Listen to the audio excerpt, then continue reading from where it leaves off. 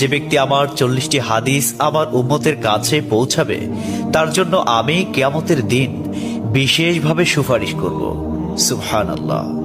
Number 2, মানুষের মধ্যে যারা মৃত্যুকে বেশি করে স্মরণ করে এবং তার জন্য প্রস্তুতি নেয় তারাই সবচেয়ে বুদ্ধিমান।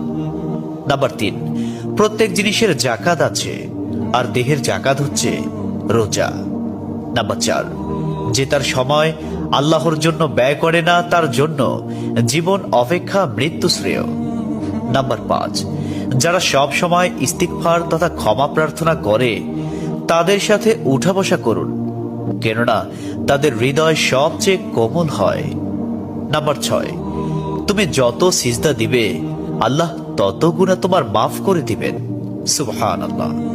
নাম্বার 7, সূরা ফাতিহা প্রায় 1000 রোগের ওষুধ। নাম্বার 8, হাতের তালুতে জ্বলন্ত আগুনের কয়লা রাখলে যেমন কষ্ট হবে তার চেয়ে বেশি কষ্ট হবে শেষ জামানায় ঈমান রাখতে।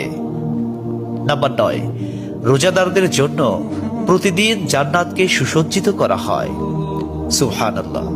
নাম্বার 10, রাসূল সাল্লাল্লাহু আলাইহি ওয়াসাল্লাম বলেছেন, কিয়ামতের দিন সব নবীর চেয়ে আমার উম্মতের সংখ্যা বেশি হবে এবং আমি সর্বপ্রথম জান্নাতের দরজা খুলব। সহিহ মুসলিম, হাদিস নম্বর 196।